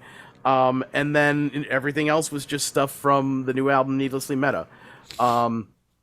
If I had had the time to do When You Wish Upon a Death Star, I think technically that song existed in November of 2013, but, that's my big closer, and I usually plan for that. But I did not get to perform that song because apparently someone from the hotel told you that I wasn't allowed to. We were running behind schedule, and Andy originally said that was fine, and then I guess the hotel heard that, and they were like, "Oh no, you got to move things along." And then Andy came up to me, and was like, "Hey, the hotel is on me to move things along. Can we, So sorry. Well, I mean, we shall plan better for next time. Yeah. And then they had closing ceremonies, which for a thing that we needed to be rushed along. They went on a long time. Yeah. Yeah. That dragged out for a very long time. It's almost like if someone did another 6 minutes and 42 seconds of song performance, it wouldn't have made a difference at all. Yeah, it wouldn't have. Absolutely not. So they have these things called the Corny Awards. Oh, which let me are go get basically- mine. Talk. Yeah, I'll get.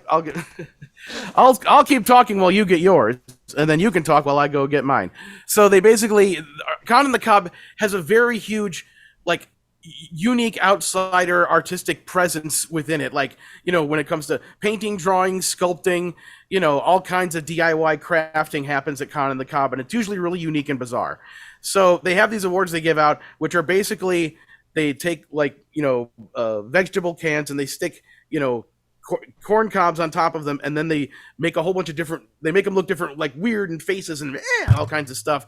So they make about, whatever, a dozen and a half of them. And then at the end of the weekend, they have various categories of things they give out to give awards to people. And some of them are just things they make up, as the weekend goes along. Like, hey, you look really cool. You have an awesome outfit and you look epic. Here, you get a Corny Award, and they just give them to whoever. In fact, I think Chuck won one of those for that reason. Yeah. So here is my Corny Award. This is what it looks like. It's a can of corn with corn and a face and hair. And I got this for basically running FuMPFest at Con on the Cob this year. So thank you guys. I like my Corny Award. So yeah, I was told the night before, because Bonnie had to leave early to get back out here to California, because she had a shift at the Magic Castle that night. So she wasn't able to stick around for the Sunday festivities. But Curtis asked if I would accept the Best Performer Award on her behalf, which was great, because he asked me that before Ross Childs or me got to perform. No, that's fine. Yeah. I can't legitimately complain. Bonnie, she's a slam dunk. She does such an awesome show. So, but it wouldn't be me if I didn't whine like a bitch. Anyway, so I went up there, I accepted the award on her behalf, and I just, of the ones they had there, I'm like, I'll choose the cutest one. So this is the one I grabbed for her. It's like a felt little sheep, and it's stuck to corn. That's all it is. A felt sheep. I mean, you know what I maybe should do? What if I get a black marker and I just like color black on it to make it into a skunk? Like, maybe that would be more appropriate. Or I might have black felt. Go check out my crafting thing. Anyway, that was the one for Bonnie. And then I think, did they award yours to you right after Bonnie's? I don't remember. Okay. So at some point while things were going on earlier in closing ceremonies, Curtis came up to me and started asking me about like trying to remember like what years like I performed in various places, and like what years was I at conventions in Ohio selling cassettes versus selling CDs. And I didn't really know like what he was getting at, but I, tried to answer his questions to the best of my memory, asking me Sunday after the end of a 4-day convention weekend where I was helping run shit. So I was just kind of like, but then after he walked away, I kind of put two and two together. I'm like, they're going to give me one of these awards too, aren't they? And sure enough, like, 2 awards after Bonnie's, Curtis gets up and starts talking about, I first saw this guy at, I figured out what event he was talking about. It was Marcon in Columbus. Me and Jay Styles, one of the few shows he actually showed up and performed at, did a gig in Columbus. And that was when I was still selling my like homemade cassette demo albums. Like one of my, first ever, performances at a convention. And then when I came back the following year, that's when I had the 2 CDs of Fanboys in the Hood and Shadows of the Bungle. So he starts talking about, I saw him at this thing, he was selling cassettes. And then the following year he was out in Atrium, he was selling CDs, and I bought him. And, basically talking about how, him finding me, and then through me finding, Devo and everybody else that, eventually became the FuMP, was kind of his beginnings into this whole comedy music fandom world. And so he wanted to give me an award for it. So I went up and picked this as my Corny Award. It's a spider with a googly eyes. Yay. That's and awesome. Besides it looking kind of the silliest of the ones that were left, I also liked it because it makes an ideal Halloween decoration that I can just sit in my window and be like, look, Halloween, because spider and corn. So So yeah, and they gave out a few more of those. Did anyone else in the FuMP get them besides you, me, and Shoebox got one Bonnie? that we had to give to Steve Goody to bring to. Yeah. and I think from stage they kind of gave a shout out, honorable mention to both Ian and to Chris for their work for the weekend. So that was nice of them. But so I have another picture I want to show, which means I have to unmaximize Zoom. Chuck is in the chat, and I asked if it was okay if I showed the picture. So this is a drawing she did of the cover of Herp Derp You Don't Stirp, which is amazing. It's really good. I'm going to go grab mine. Okay. So she did a bunch of drawings for a bunch of us. Luke has one. Steve Goody had one. I think she Ian did one had of one too, Prohias right? and Vamber for Kyle. Yeah. So great stuff. So now Luke is back and he can show his. Okay, is it time? Yes, it's time. I will talk so the thing stays on me. Hi. This is the thing that she drew. It's the representation of the outfit I wore on the cover of my DVD, The Ego Has Landed, where I'm wearing the orange fuzzy pimp coat and purple hat. And this is awesome. Not to mention she had another drawing she had done a couple days earlier. I'm assuming it's based on a photo that exists from back in the day when Shoebox had more weight on him, of you and me and Shoebox together in one photo. And then we ended up like autographing it in her sketchbook. And it's like, I took a picture of that before we autographed it. And I almost want to be like, dang, that should be an album cover. Like that should be like an album cover for if there's an album that has a song by me and you and Shoebox on it, we could just make that the cover art. I can show that too. I found it. Okay. Let me just set that up. And as I said before in the video that she made for Progressive Love Song, there's a bunch of drawings she did of like cartoon versions of herself and her friend in the video who's supposed to be the object of the singer's affection. And then also she threw in some other cartoons of of me, of Shoebox, of just other silly stuff in there, and God, it's so friggin' good. It's so amazing. It made me so happy. So we have the drawing is of me, Luke, and Shoebox, and this is the signed one. So we've got Luke's autograph, my autograph. I drew the little Fightem logo, and you drew Vamber, right? Yeah, I drew Vamber. Okay. Yeah, so that's her drawing of the three of us. So I'm going to be making use of her for future FuMP album covers so that I don't have to do them. Yes. And also, she is available for commissions. So let me make sure I'm saying it right because I don't want to screw this up on the podcast. She has a ton on her Instagram. She has a ton of fan artwork of Weird Al, of other comedy music people, and of other things from pop culture. She seems to be a big fan of the movie Trolls World Tour, which is good because that movie rules. I mean, I know that sounds weird, but I said it the year it came out. That was like out of nowhere. I did not expect Trolls World Tour to be that good.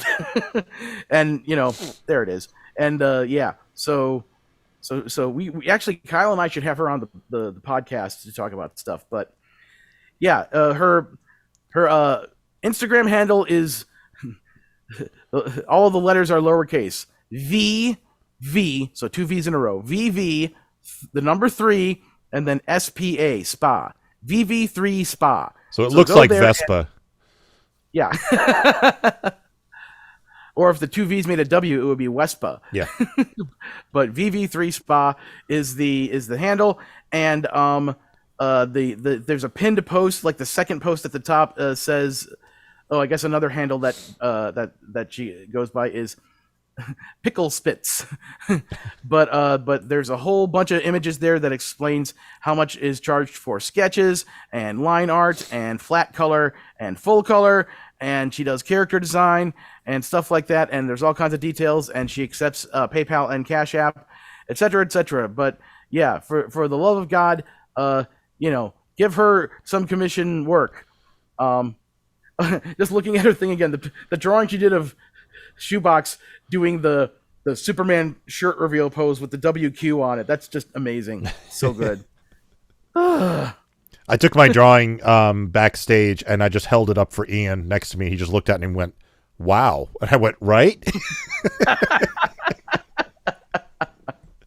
Oh, and I made a suggestion. It's like sometimes I make suggestions and then I immediately regret making them because I feel guilty. But she's currently doing for the many people for the month of October or for other months. We'll do a thing where they do they'll do a drawing on a specific theme for the whole month, and there's like a list of what each theme should be. So she's doing a thing for October called Gore-tober. So some different type of gory drawing every day for the month of October. So I had suggested in a comment on one of those, I have an idea. FuMPuary. Draw. And she said, "Well, if you make up the list of what each day will be, I'll do it." And I'm like, "Okay, but as long as it's not interfering with your life and your well-being, I don't want you killing yourself over some goofy self-promotional thing that I just made up because, I want to see her do more drawings of us." But I just realized I'm not following her on Instagram, so I got to fix that. Yeah. So I am now following Everyone her. follow VV3SPA for Chuck, a.k.a. Pickle Spit, a.k.a. other things. So awesome, so awesome, so awesome. So great drawing from UHF of Al, aka George Newman, and Emo Phillips as the shop teacher who cuts his thumb off. So good. Anyway. All right. Oh wait! I got to show one more thing. She made me a friendship bracelet, and one of my albums is called Bay Conspiracy. If you can all read that. And it's got the orange, green, and purple beads on it. So I wore this all the way home from FuMPFest and didn't take it off until I got here and I was about to fall asleep. And I'm like, I'm gonna put this on top of that thing so that I know where it is and that I don't break it during my sleep. So. So, I mean, you just said that you need to look at stuff before you decide exactly what will become of FuMPFest next year. Yeah. Whether it may or may not be at Con in the Cobb. But, regardless of not making an official statement yet, I think generally speaking it went really well. Yeah, I do too. I think it went really well. I got a lot of great feedback from people. Everyone I talked to seemed to love it.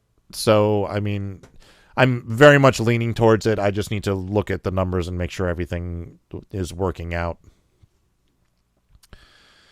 So yeah, I mean, I have a suggestion for a change to the stage configuration, but that would be boring to talk about on the podcast. So well, if I book the act I want to book for next year, we're going to need all 4 of the stage pieces, so it'll have to be big and square. Okay. Well, because the act that would completely negate my suggestion. Oh, okay. Because the act I want to book will not fit on that stage configuration. So, well, basically, how it was basically a plus sign, or half a plus sign. Yeah. I was going to suggest to invert it so the sticky outy part was at the back part because is where we could put the projector to go up against the screen, so we'd have a full walking back and forth front part, and nobody would be having to trip into the thing and stuff. And yeah. So that was my thought. But yeah, that's a good idea. I prefer getting the 4th piece. I don't know if the hotel has a 4th piece. I got to find out from Andy. They should. And if they do, we'll just tell them, big square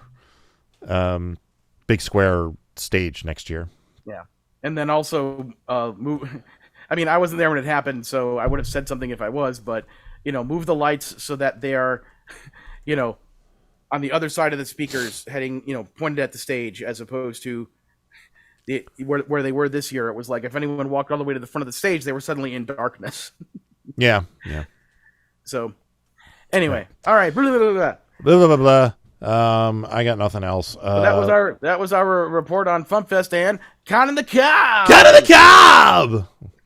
Sorry, it's a thing. If you weren't there, yeah. All right. So was that a thing that existed before FuMPFest came along? Yes. Or did you they've been doing that for years. Yeah. All right. Cool. Because that I want to say it was like 4 or 5 years ago. Andy was up on stage and he's like, "Welcome to Cut of the Cob," and you said it just like that, and the audience just said it back out of reflex, and that's what started it, and he's been doing it ever since. Oh, something I liked during my concert was, because people have been doing the moisture chant all weekend, and Trevor, just so you know what that is, whenever somebody has a bottle of water and takes a break during their set just to drink water for a little bit, this started back at MarsCon, and it's also a reference to Worm Quartet, because he was the one that started referring to all water in bottles as moisture. So whenever somebody starts drinking, the audience chants, "Moisture, moisture, moisture." And it was starting to get to the point where it was even becoming, like, kind of annoying to me, because, like, even if somebody just went, like somebody would be like, "Moisture," you know, it's like, all right, it doesn't have to be literally every time. Come on. You know, so during my set, I decided that I wanted to start varying it up. So it kind of turned into like an improv session where it's like, okay, this time do it all as, think of your favorite Muppet that you can do the voice of and do it in that voice. Now go. And then I would drink and they would, so we would have variations on the moisture motif chant or something. So wow. I'll probably have to keep that going at MarsCon. So yeah. So we should wrap up the show now. Probably. Yeah, let's wrap up the show. We did Teasing. Worm Quartet is at wormquartet.com. The Carpe Tedium is available on streaming and at wormquartet.bandcamp.com. Trevor, do you have a website for Mister Zimmer? Just the Bandcamp. We're new here. I've got a website though. I'm trevorwalls.com because Mister Zimmer is sort of my live stuff, but I've been full-time songwriter over here too, so hopefully I'll be presenting more weird stuff to you soon. All right, looking forward to it. So a couple final notes I'll say is, or a couple reminders is, one, the Luke Ski poll, if you want to enter it, please go to tinyurl.com/LukeSki2023. Please do that, it would make me happy.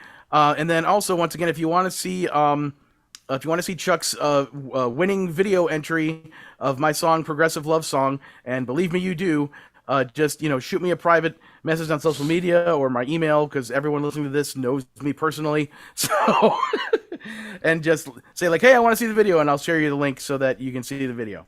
Janny already messaged me, so I'll and by the way, thank you to everyone at Table 27. Thank you to Janny for all the help she gave us.